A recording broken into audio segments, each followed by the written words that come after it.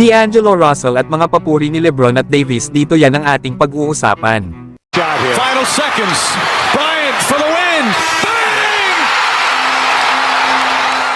D'Angelo Russell patuloy ang magandang performance para sa Los Angeles Lakers.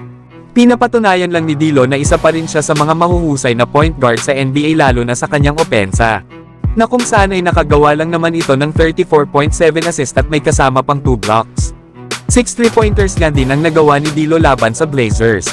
Grabe nga mga idol ang performance ngayon ni D'Angelo Russell, basta hayaan lang ito na laruin ang kanyang laro. Na dahil nga sa panalo ng Lakers sa Portland Trail Blazers, ay nasa 9 seed na sila sa standing sa West na may record na 22 wins at 22 losses. Mapanganib daw kalaban ng Lakers kapag ganito ang ipinapakita ni D'Angelo Russell. Kaya dapat daw talaga na palagi itong nai-involve sa nangyayari sa loob ng court.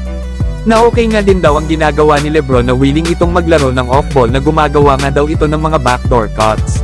Kaya kapag ganito daw ang Lakers na may D'Angelo Russell na halimaw ang performance at samahan pa ng healthy na LeBron at Davis, ay panigurado na may chance silang makapasok ng playoffs.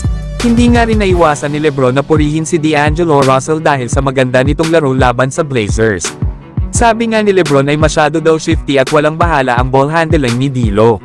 Pero palagi daw sinusubukan ni D'Angelo Russell na palaging naka-off balance ang kanyang laro sa kanyang mga kasama. Lalo na daw yung move na ginawa nito sa transition ay sobrang nga daw ang ganda at yun daw ay nakakagana. Yan nga mga idol ang mga sinabi ni LeBron kay D'Angelo Russell.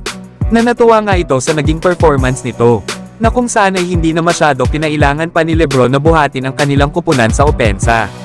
At pinangunahan na nga ito ni D'Lo na gumawa ng 34 points. Habang si LeBron ay meron namang solid na 28.5 rebounds at 5 assists.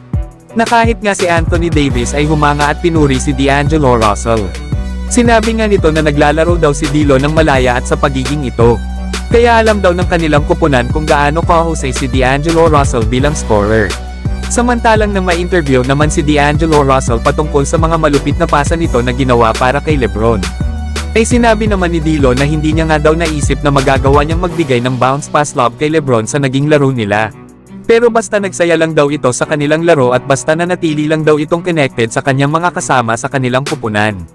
Nang matanong naman si D'Lo kung bakit maganda raw ang kanyang laro sa mga nakalipas nilang laban simula bumalik ito sa kanilang kupunan, lalo at bumalik na rin daw ang kanyang rhythm, sagot naman ni D'Angelo Russell ay basta umaatake ng umaatake lang daw ito palagi. Nagaya nga daw ng sinabi niya dati noong ito ay nakaupo sa bench habang injury.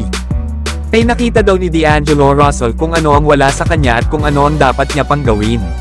Sinabi nga din ni D'Lo na dadalhin pa rin daw niya ang confidence niya sa susunod nilang laro at iiwan na muna kung ano ang mga problema nila sa bahay.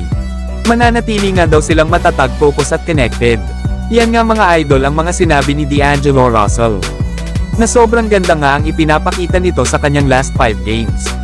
Na kung saan ay nag-a-average ito ng 27 points at 6 assists. Na pang all-star caliber nga ang performance ni D'Lo. Pero kayo mga idol, ano ang masasabi nyo dito? So hanggang dito na lang tayo mga idol. At wag nyo naman kalimutan mag-subscribe bilang pagsuporta.